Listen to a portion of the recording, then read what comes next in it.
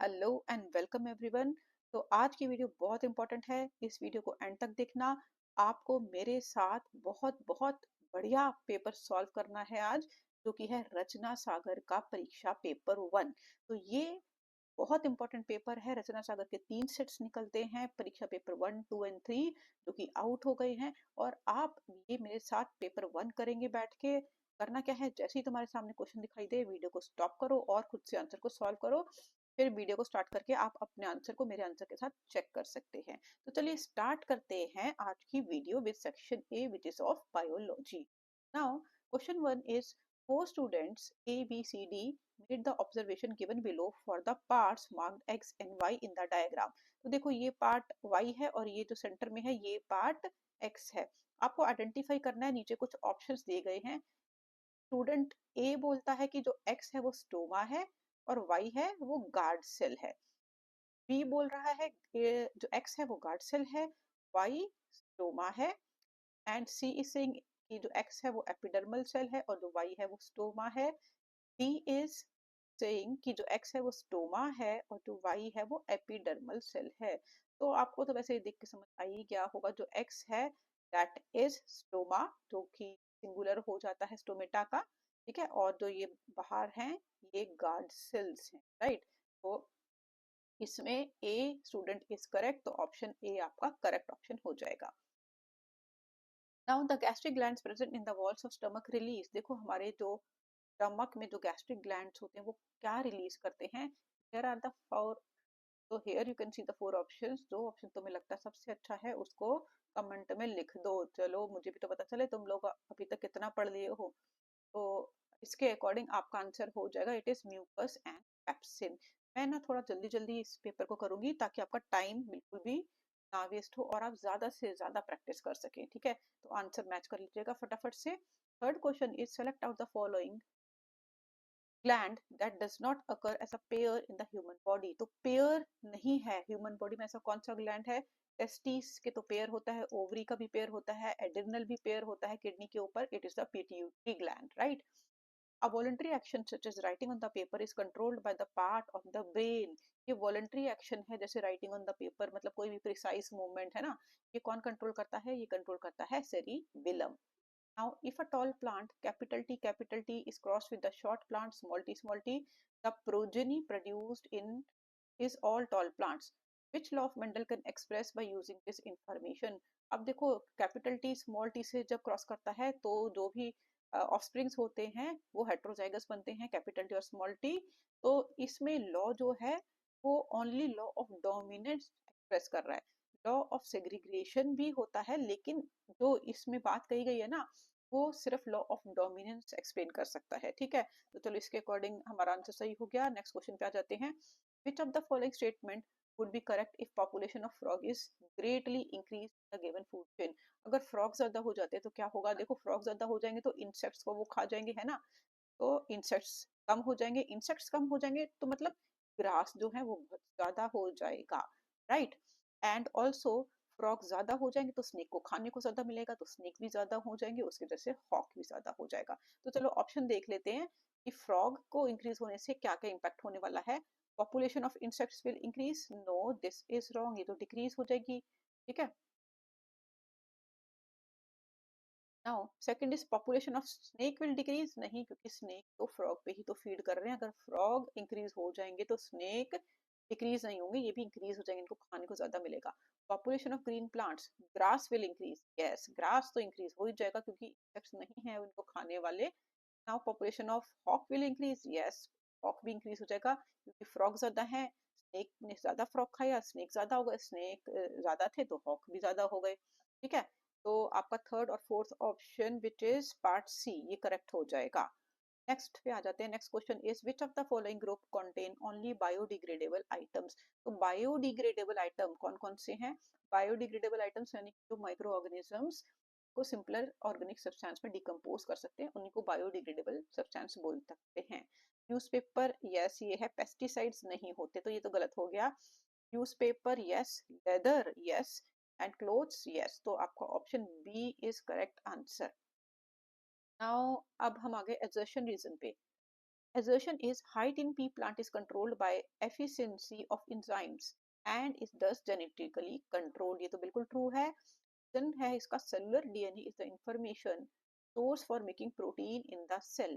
तो cellular DNA जो है वो प्रोटीन्स बनाता है सेल के अंदर, ये भी ट्रू है और करेक्ट एक्सप्लेनेशन है. तो हमारा ऑप्शन ए करेक्ट हो जाएगा. ठीक है. Assertion सेकंड पे आ जाओ. Ozone layer is getting depleted at upper atmosphere, which is the cause of concern. Yes, the cause of concern. Reason दिया गया है CFC यानी कि chlorofluorocarbon react with the ozone and break it. This is also true and it is correct explanation also. तो A part आपका correct हो जाएगा. चलो नेक्स्ट पे आ जाते हैं. Right one specific function each of the following organ in relation with the excretion in the human. तो इस क्वेश्चन को ना अपनी नोटबुक में अच्छे से इन सब के आंसर्स लिखना. ठीक है, बहुत इंपॉर्टेंट होती हैं फंक्शंस. रीनल आर्टरी का क्या फंक्शन है? It collects the dirty blood and bring it to the kidney for the filtration. Okay. Urethra का क्या काम होता है? Urethra is a small tube like opening which helps to excrete the urine out of the body. ठीक है. तो जो हमारा जो हमारा यूरिनरी ब्लैडर है ना, इसके आगे जो छोटी सी ओपनिंग होती है, इसी को हम यूरिथ्रा बोलते हैं और ये यूरिन के एक्सक्रीशन में हेल्प करता है. ग्लोमेरुलस क्या है? देखो जो हमारा बोमेन्स कैप्सूल होता है, के अंदर जो फाइन नेटवर्क ऑफ कैपिलरी होता है, इसी को हम ग्लोमेरुलस बोलते हैं. And it help in the ultra filtration of glucose amino acids, right, and keeps back the protein and the blood. Now the tubular part of nephron. अब जो इसके नीचे का पार्ट है, इसका ये ट्यूबुलर पार्ट का क्या काम है? का काम होता है रीएब्जॉर्प्शन. रीएब्जॉर्प्शन किस किस चीज का? ग्लूकोज का, अमाइनो एसिड्स का, ठीक है, और सॉल्ट्स का और वाटर, इन सब का रीअब्जॉर्प्शन पार्ट काम है आपके ट्यूबुलर पार्ट ऑफ नेफ्रॉन, जिसको हम प्रोक्सिमल कन्वोल्यूटेड ट्यूब्यूल यानी कि पीसी भी बोलते हैं. ठीक है, तो आपको क्लियर हो गया होगा. तो ये जो है ना, ये बहुत बहुत इंपॉर्टेंट है. चलिए नेक्स्ट पे आ जाते हैं. ऑप्शन है यहाँ पे हमारे with in the question 11th में दो चॉइसेस हैं. A is what are the main raw materials required for the process of photosynthesis. देखो रॉ मटेरियल पूछा गया है, बचपन से पढ़ते आ रहे हो फोटोसिंथेसिस के लिए रॉ मटेरियल क्या है? Carbon dioxide which plant get from the air. Then we have water which plant get from the root या कि soil बोल सकते हैं. Then is sunlight, okay, and is chlorophyll which is the green pigment which traps the sunlight. तो ये raw material है for the process of the photosynthesis. Two green plants are kept separately in oxygen-free containers, one in the dark and other in the sunlight. It was observed that the plant kept in dark could not survive longer. Give reason for this observation. अब देखो दो हरे भरे plant थे, oxygen free container में रख दिए, को रखा डार्क में, दूसरे को रखा सनलाइट में. नाउ वी नो, देखो डार्क में जो रखा गया है वो फोटोसिंथेसिस नहीं कर सकता है ना. अब फोटोसिंथेसिस नहीं कर सकता, it means that plant is also not able to prepare its food which is starch. अगर उसके पास खाना ही नहीं होगा, तो that plant which was kept in the dark, it will ultimately die because it is not able to get the food. Okay, but the plant which was kept in the sunlight, it was able to do photosynthesis and thus it was able to manufacture or synthesize its own food and thus it survived longer. ठीक है, चलो आ जाते हैं हम next question पे. A lot of waste is generated in the neighborhood. However, almost all of it is biodegradable. What impact will it have on the environment or the human health? देखो waste ऐसा नहीं है कि जो non biodegradable है सिर्फ वही हमारे लिए हार्मफुल है. अगर बायोडिग्रेडेबल वेस्ट भी जरूरत से ज्यादा एक्यूमुलेट हो जाता है, तो वो भी हमारे इन्वायरमेंट को कोई हार्म पहुंचाता है. ठीक है, कोई हाजार्ड पहुंचाता है. तो इस तरीके से कौन कौन से पॉइंट होते हैं? फर्स्ट तो it will produce very foul smell, है ना, बदबू आएगी, चाहे वो बायोडिग्रेडेबल ही क्यों ना हो, बट एक्सेस में होगा, it will spread foul smell. ठीक है. Now it will also act as the breeding ground. breeding ground for breeding ground किन किन चीजों के लिए हो जाएगा? breeding ground for mosquitoes. ठीक है, mosquitoes के लिए या फिर flies के लिए breeding ground हो जाएगा. and it is also breeding ground for many diseases also. Many diseases will also spread. ठीक है, डिजीजेस भी इससे स्प्रेड हो सकते हैं, जैसे टाइफाइड हो गया, जॉन्डिस हो गया, इस तरीके की बीमारियां भी इससे फैल सकती है। तो इस तरीके के पॉइंट्स आप लिख सकते हैं। Now what is synapse? Synapse क्या है? देखो, जो न्यूरॉन के बीच में छोटा सा गैप होता है, जब दो न्यूरॉन टू एंड लगे हैं, इनके बीच में जो छोटा सा गैप है ना, इसी को हम बोलते हैं साइनेप्स। तो synapse is a microscopic gap which is present between the nerve ending of the first neuron and dendrites of the second neuron। ठीक है, यहाँ पे होता क्या है, chemical get transported from the end of the first neuron, the dendrites of the second neuron, and this chemical is known as neurotransmitter. Now in a neuron cell, how is an electric impulse created? अच्छा, neuron cell में electric impulse create कैसे होता है? देखो यहाँ पे थोड़ा सा अच्छा सा स्ट्रक्चर बना देती है तुम्हारे लिए। अब दिस इज द न्यूरॉन, ये इसके डेंड्राइट्स हैं, इसके आगे एक्सोन है, राइट, और ये इसकी nerve ending. Electric impulse generate कैसे होती है? Suppose if you touch something hot, right, this information is acquired by the dendrites of the neuron, which creates the electric impulse. Then this electric impulse is transported through cell body to the axon and reaches the nerve ending। ठीक है, अब जब ये nerve ending पे आ जाती है, this electric impulse is converted into a chemical which is known as neurotransmitter। ठीक है, इस केमिकल का एक स्पेशल नाम होता है न्यूरोट्रांसमीटर। अब ये जो केमिकल है, this chemical is received again by the dendrites of the adjacent neuron. This is how electric impulse is generated in one neuron is transmitted into another neuron। ठीक है, तो this is only a one way channel, ये सिर्फ इसी तरीके से यहाँ से वहां जा सकता है, लेकिन ये उल्टा नहीं हो सकता। क्यों नहीं हो सकता बच्चों? क्योंकि देखो, जो नर्व एंडिंग है ना, वहां पे सिर्फ केमिकल रिलीज होता है, और जो डेंड्राइट्स हैं वो सिर्फ केमिकल को रिसीव कर सकते हैं। तो एक बार जब सेकेंड न्यूरॉन केमिकल को रिसीव कर लेता है, वो उसको वापस से जनरेट बैक नहीं कर सकता है। ठीक है, तो चलो आ जाते हैं नेक्स्ट क्वेश्चन पे। Question number 14, list two difference in tabular form between dominant trait and recessive trait. Dominant और रिसेसिव ट्रेट में आपको टेबल बना के बताना है। देखो, ठीक है, तो डोमिनेंट के लिए डी लिख लेते हैं, रिसेसिव के लिए आर लिख लेते हैं। डोमिनेंट के लिए आप लिख सकते हो, for example capital T, this is dominant, capital T, small t, it is also dominant trait। So dominant traits are the traits which expresses itself even in the presence of the recessive gene, but recessive traits like small t, they can express only in the presence of same recessive gene। ठीक है, तो ये आपके dominant और recessive trait में difference हो गया। For example, dominant trait आप बोल सकते हो ग्रीन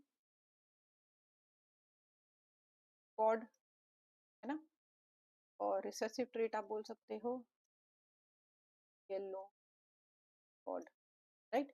इस तरीके से आप कोई भी एग्जांपल दे सकते हैं डोमिनेंट और रिसेसिव ट्रेट्स के। ओके, तो इसके आगे का पार्ट है, what percentage proportion of the plant in F2 generation progeny were round in Mendel's cross between round and wrinkled P plant. अब जब मेंडल ने दो टाइप के पी प्लांट को क्रॉस करा, ठीक है, round capital R small R, ये रिंकल्ड है। ठीक है, अभी कौन सा क्रॉस है आप देख सकते हो ना, यहाँ पे एक ही करेक्टर है, तो ये मोनोहाइब्रिड क्रॉस है। तो पूछा गया कितनी परसेंटेज F2 जनरेशन की जो प्रोजेनी थी दैट वर राउंड। तो राउंड कितनी थी F2 जनरेशन में? F2 जनरेशन में आपकी देखो, अगर हम बनाए इसका क्रॉस करें, तो ये आपका बनेगा R R R R R R R R. ये तो F1 जनरेशन है ना। जब हम इनकी सेल्फिंग करते हैं, कैपिटल आर स्मॉल आर, तो क्या बनता है हमारा? Capital R capital R small R, capital R small R small R small R. तो पूछा क्या है कितनी राउंड है?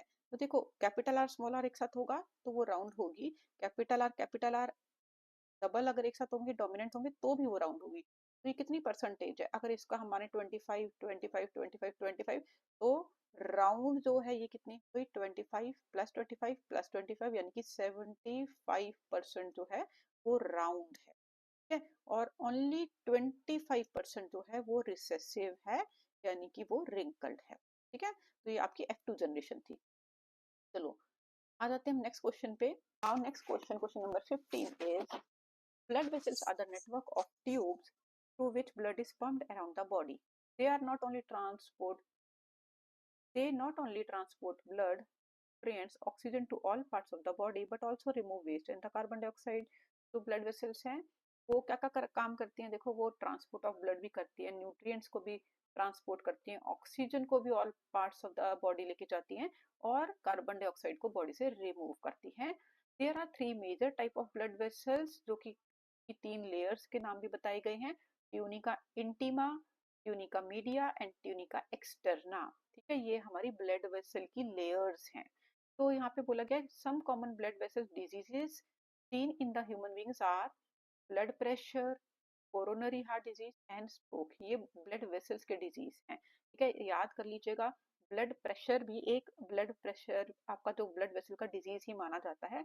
इसी तरीके से स्ट्रोक हो गया, कोरोनरी हार्ट डिजीज हो गया, ये भी ब्लड वेसल्स के डिजीजेस में ही माने जाते हैं। Now here we again have two options. First part है हमारा, why is the separation of right side and the left side of heart is useful। देखो जो हमारा हार्ट होता है, राइट, अब हार्ट में फॉर एग्जांपल ऐसे कर लेते हैं, यहाँ पे ना बीच में एक सेपरेशन होती है, दैट इज ऑफ सेप्टम। तो सेप्टम लेफ्ट साइड और राइट साइड को डिवाइड कर देता है। ठीक है, तो ये डिवीजन क्यों होती है, बिकॉज फर्स्ट पॉइंट आप लिखेंगे, the separation of right side and the left side of the heart is useful it, because it ensures high efficiency of oxygen to the cells। ठीक है, वी आर हायर ऑर्गेनिज्म, है ना, हम multiple multi cellular हैं, complex हमारी body है, हमारी oxygen की जो डिमांड है बहुत ज्यादा है। ठीक है, तो this separation of right side of the heart from the left side ensures high efficiency of oxygen to the cells so that we can do work easily, right? And it also maintain the temperature of our body। हमारी body को temperature maintain करने की जरूरत है, क्योंकि हम क्या हैं, हम वार्म ब्लडेड हैं, हमारा खून गर्म होता है। ठीक है, तो हम वार्म ब्लडेड एनिमल है, हमें अपने बॉडी का टेम्परेचर मेंटेन करने की जरूरत है। वो कैसे होगा, जब हमारी बॉडी में सेपरेशन होगा राइट साइड का लेफ्ट साइड के हार्ट से, तो अच्छी तरीके से ऑक्सीजन मिल सकेगी, जिससे हमारी बॉडी का टेम्परेचर भी मेंटेन रह सकता है। ठीक है, चलो ऑप्शन 2 भी पढ़ लेते हैं इसका।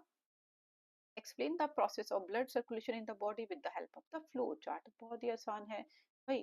देखो, पहली बात तो जो पल्मोनरी वेन, पल्मोनरी वेन लेके आती है ऑक्सीजनेटेड ब्लड। कहाँ से लेके आती है, लंग्स से। अगर आपने मेरा ये फ्लो चार्ट जो सर्कुलेटरी सिस्टम वाला अगर बच्चों आप लोगों को इसमें तो अगर आप लोगों ने मेरा सर्कुलेटरी सिस्टम वाला वीडियो नहीं देखा है तो वो जरूर जरूर देखना। उसमें मैंने पूरे फंक्शन ऑफ हार्ट को बहुत ही अच्छे तरीके से समझाया है। ठीक है, उसको जरूर देखना, क्योंकि ये वाला जो क्वेश्चन है ये एक्सट्रीम इंपॉर्टेंट क्वेश्चन है। ठीक है, तो यहाँ पे मैं शॉर्ट फॉर्म में बता देती हूँ, क्योंकि यहाँ पे ज्यादा जगह नहीं है, और लेकिन अगर आप मेरा वीडियो वाला देख लोगे ना, ब्लड सर्कुलेटरी सिस्टम, तो आपको बहुत ज्यादा मजा आने वाला है उस वीडियो में। आप तो आप मेरा वो वीडियो जरूर देख लेना। अगर आपको कोई भी डाउट है तो उस वीडियो से आपके सारे डाउट क्लियर हो जाएंगे। ठीक है ना, तो देखो लंग्स जो है वो पल्मोनरी वेन से ऑक्सीजनेटेड ब्लड सेंड करता है, कहाँ पे, लेफ्ट साइड ऑफ एट्रियम में। Now left side of atrium से ब्लड जाता है left side of ventricle. Ventricle में क्या है, लेफ्ट साइड में ऑक्सीजनेटेड ब्लड है ना, तो यानी कि अब बॉडी में जाना चाहिए। इसको लेके कौन जाएगा, इसको लेके जाएगा एओर्टा। कहाँ लेके जाएगा, इसको लेके जाएगा बॉडी के ऑर्गन्स तक, जहाँ पे सारी की सारी जो भी ऑक्सीजन अभी तक चली आ रही थी ना, वो सारी यूज अप हो जाएगी। नाउ अब ब्लड क्या है, ब्लड अब सारा डी ऑक्सीजनेटेड ब्लड है।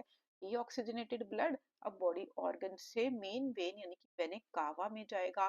वेने कावा में अब कौन सा ब्लड है, इसमें डी ऑक्सीजनेटेड ब्लड है। ठीक है, यानी कि इसको ऑक्सीजन ऐड होने के लिए कहाँ पे जाना चाहिए, इसको वापस से हार्ट में जाएगा। कौन सी साइड ऑफ हार्ट में जाएगा, ये आपके जाएगा राइट एट्रियम में जाएगा, राइट एट्रियम से कहाँ जाएगा, राइट एट्रियम से राइट वेंट्रिकल में जाएगा। राइट वेंट्रिकल अब इसको पंप कर देगा कहाँ पे, लंग्स में। क्यों, ताकि यहाँ पे ऑक्सीजन ऐड हो सके डीऑक्सीजनेटेड ब्लड में। लेकिन ये किस ब्लड वेसल से करेगा, देखो जो ऑक्सीजनेटेड ब्लड है वो तो पल्मोनरी वेन में होता है, तो डीऑक्सीजनेटेड ब्लड कहाँ पे होगा, पल्मोनरी आर्टरी में होगा। पल्मोनरी आर्टरी से ये लंग्स में जाएगा, जहाँ पे दोबारा से ऑक्सीजन एड अप होगी इसमें, और वो ऑक्सीजनेटेड ब्लड फिर से कहाँ जाएगा, लेफ्ट एट्रियम में जाएगा। तो ये आपका फ्लो चार्ट हो गया। यहाँ पे तो मैंने बना दिया है इजीली, लंबा लंबा है ना, लेकिन अगर आप मेरी वो वीडियो देख लेते हो तो उसमें बहुत ही बढ़िया फ्लो चार्ट बनाया हुआ आपको दिख जाएगा।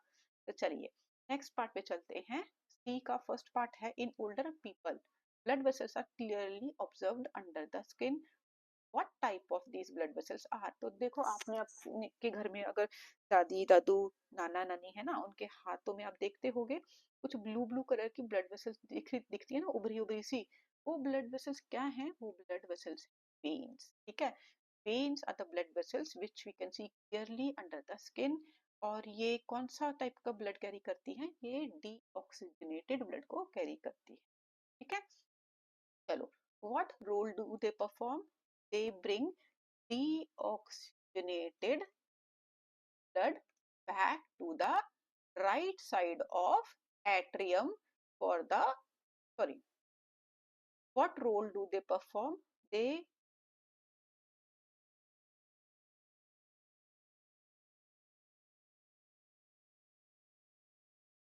so what role do they perform, they bring back the deoxygenated blood back to the heart so that it can be pumped to the lungs for the addition of the oxygen, ठीक है।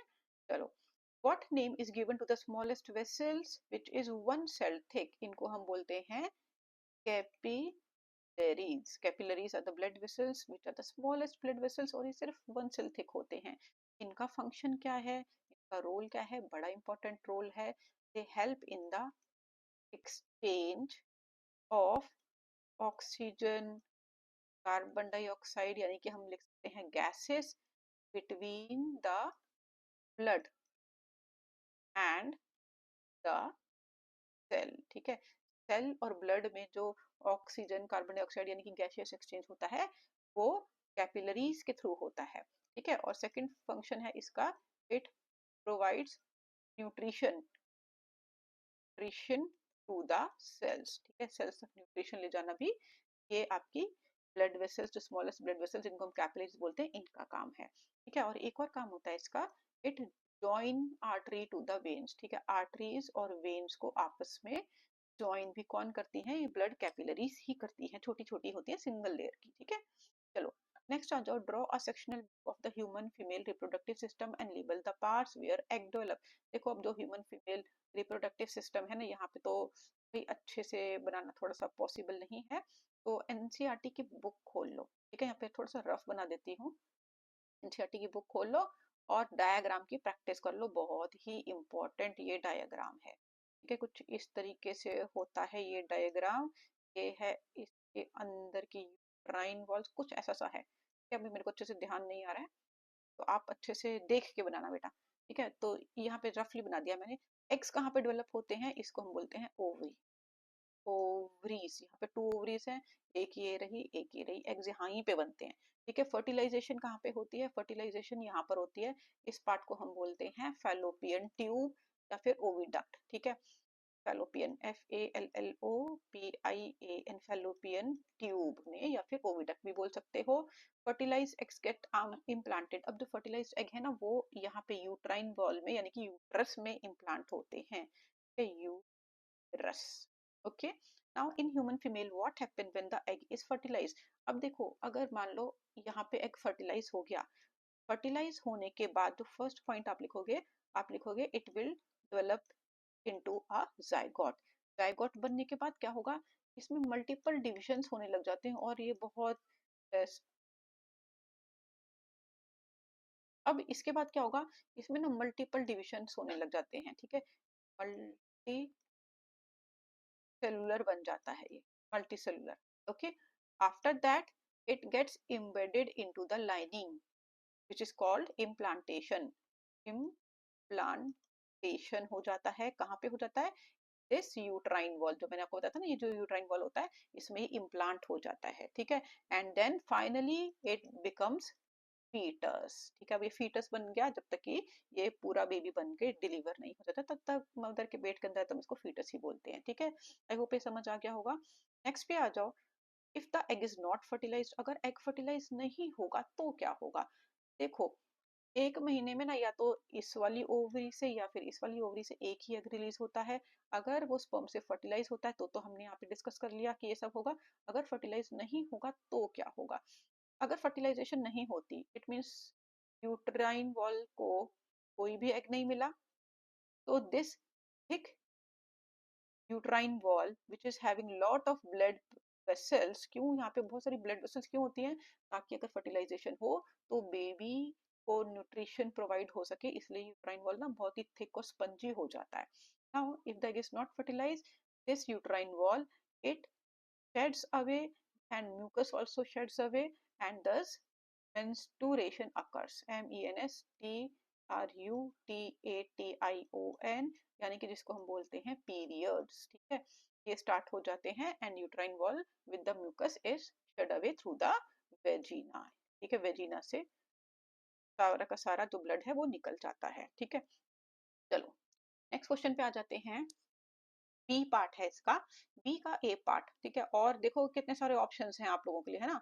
Paper इसी type से बनने वाला है आप लोगों का पेपर, सेम यही पैटर्न होगा और आपको बहुत सारे क्वेश्चंस यही देखने को मिलने वाले हैं। ये तो मैं अभी आपको फर्स्ट पेपर करवा रही हूँ, इसके बाद जब मैं हर पेपर 2 और करवा दूंगी ना आपको, तो जब आप बोर्ड के पेपर में बैठोगे तो आप मेरा थैंक यू करोगे कि थैंक यू मैम, आपने पेपर करवाया हमें, आपको इससे बहुत सारे क्वेश्चंस देखने को मिलेंगे एज इट इज, ठीक है। चलो नेक्स्ट पे आ जाओ। बी का ए पार्ट है, list two advantages of the growing grapes और banana plant through the vegetative propagation. देखो, बनाना प्लांट और ग्रेप्स की बात करी गई है जिनमें सीड्स नहीं है। ग्रेप्स के अंदर सीड्स नहीं होते, बनाना के अंदर बहुत ही छोटे छोटे से सीड्स होते हैं, ना के बराबर, मतलब हमें दिखते थोड़ी ना, कोई खास सीड है हमें निकालने पड़े।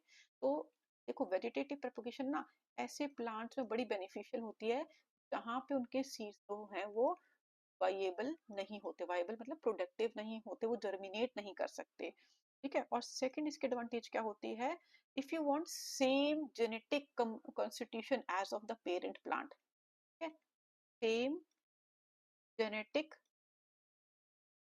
कॉन्स्टिट्यूशन मतलब जैसा पेरेंट प्लांट है सेम उसकी कॉपी चाहिए, तो हम वेजिटेटिव प्रोपोगेशन कर सकते हैं, ठीक है। And it is also less time consuming, ठीक है, less time consuming, and the plants obtained through vegetative propagation are disease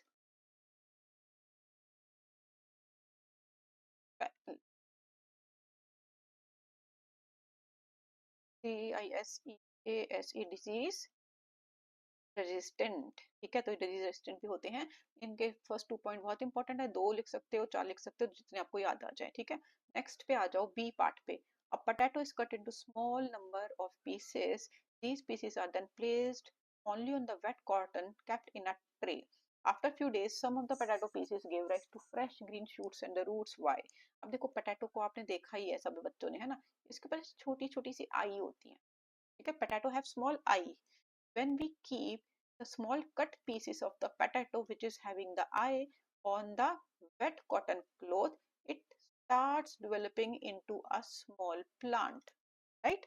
And after few days, that is why we can see green shoots and the roots, because of the vegetative propagation through the eyes of the potato, ठीक है। इनको हम आई बोलते हैं, ठीक है। ये vegetative propagation से हम पूरा एक और नया प्लांट बना सकते हैं, ठीक है। तो ये एसेक्सुअल मेथड है, जिससे कि asexual and natural asexual vegetative propagation है, ठीक है। चलो नेक्स्ट पे आ जाते हैं। Draw the various stages of binary fission is Leishmania. Leishmania देखो ऐसा सा होता है, इसमें फ्लैजिला होता है। तो इसमें जो बाइनरी फिजन है ना, वो कैसे होता है? वो आपका अपनी एनसीईआरटी बुक को खोल के देखना, वो एक लॉन्गिट्यूडनल प्लेन में होता है, ये ऐसे नीचे से कट होना चालू होता है, इसके फ्लैजिला भी 2 हो जाते हैं, और finally we can see 2 different leishmania, इनके सेंटर में इनके न्यूक्लियस भी हैं और इनके पास अपना अपना सेपरेट फ्लैजिला होगा। ठीक है, तो आप इसमें जो कीवर्ड लिखना है वो लिखना है आपको लॉन्गिट्यूडिनल प्लेन में इसका डिवीजन होता है। ठीक है, लॉन्गिट्यूडिनल प्लेन में डिवीजन होता है। तो अमीबा का कैसे होता है मुझे कमेंट करके बताना अगर याद है तो। ठीक है, क्योंकि इन दोनों में से कुछ भी आ जाता है, बड़ा ही इंपॉर्टेंट है। तो इस तरीके से हमने सारे के सारे बायोलॉजी के पार्ट तो कर लिए हैं और वीडियो को ज़्यादा लंबा नहीं करते, इस वीडियो को यहीं तक छोड़ देते हैं। क्वेश्चंस आप लोगों को मैं दिखा देती हूँ, यहाँ पे आप क्वेश्चंस देख सकते हो, केमिस्ट्री के क्वेश्चंस, और इन क्वेश्चंस को मैं आपके लिए नेक्स्ट वीडियो में सॉल्व करूंगी। ठीक है, और इसके बाद हम करेंगे फिजिक्स के पार्ट भी। तो ये आपका पूरा का पूरा पेपर मैं आपको दिखा रही हूँ, ताकि आप, अगर आपके पास टाइम है, आप अभी करना चाहते हो तो आप अपने आप से कर सकते हो, अदरवाइज चैनल को लाइक करना, सब्सक्राइब करना, ताकि नेक्स्ट वीडियो में आप मेरे साथ बैठ के ये क्वेश्चन को सॉल्व करें और बहुत बहुत बहुत बढ़िया नंबर लेके अपने बोर्ड्स के पेपर में पास हो जाएं। चलिए मिलते हैं एक और नेक्स्ट वीडियो में। Till then keep learning, bye.